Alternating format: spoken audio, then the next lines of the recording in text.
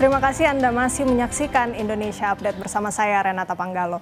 Survei terbaru Litbang Kompas menyoroti persepsi publik terhadap berbagai program pemerintah Provinsi Jawa Barat. Hasilnya, mayoritas responden mengaku puas dengan kinerja maupun program Pemprov Jabar.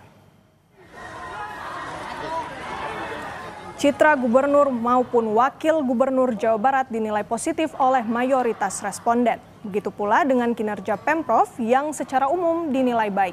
Program-program yang sempat menimbulkan pro kontra di masyarakat seperti pembinaan siswa di barak militer, larangan study tour hingga larangan wisuda sekolah dinilai sebagian besar responden memuaskan.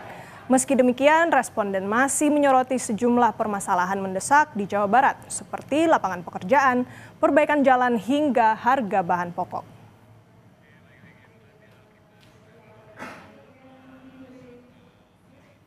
Saudara, kita akan bahas lebih jauh terkait survei Teropong Jawa Barat bersama peneliti Litbang Kompas, ada Rangga Eka Sakti. Selamat sore, Mas Rangga. Selamat sore, Mbak Renata. Oke, Mas Rangga, kita mulai dulu dengan survei Teropong Jawa Barat. Di grafik pertama, yaitu kita lihat bersama sepertinya dari segi suka tidak suka dan juga citra baik atau buruk dari sosok gubernur wakil gubernur Jawa Barat. Yang saya baca juga dalam surveinya ini sepertinya positif ya, rata-rata bilang ini sangat suka ataupun suka, baik dari Deddy Mulyadi maupun Erwan Setiawan. Seperti apa temuan dari Litbang Kompas? Ya, dari sini sebenarnya terlihat ya bagaimana masyarakat itu melihat sosok dari baik gubernur dan wakil gubernur positif. Dalam konteks ini berarti kita bisa lihat bahwa baik Pak Deddy Mulyadi maupun Pak Erwan Setiawan sudah mampu untuk meyakinkan publik bahwa ya selama ini sudah bisa bekerja dengan cukup baik begitu dalam konteks ini. Meskipun kita bisa lihat ada variasi dalam konteks angkanya begitu ya. Di mana di sini Kang Deddy Mulyadi lebih tinggi lah di kisaran 97,1% begitu. Oke, kalau kita coba lihat lagi, ini kan suka tidak suka dengan sosok dan juga citra baik buruknya. Kalau kita lihat lagi, saudara, mengenai kinerja dari gubernur dan wakil gubernur Provinsi Jawa Barat.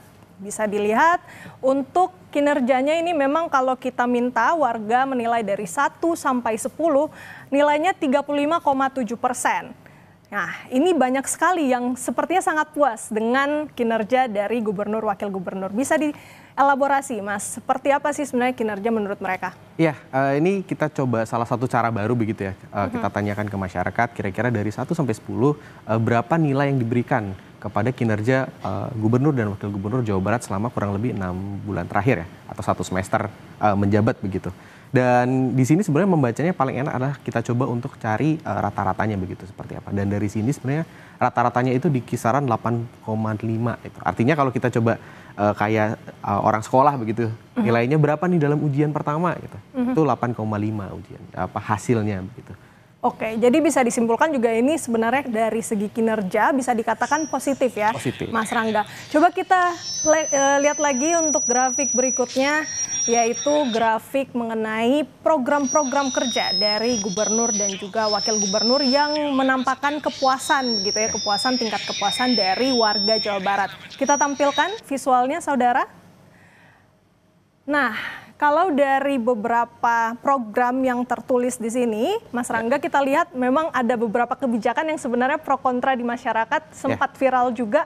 Nah, apa yang bisa Mas Rangga jelaskan meskipun pro kontra di masyarakat secara general di Indonesia, mengapa ini berhasil dan mendapatkan kinerja yang baik di Jawa Barat?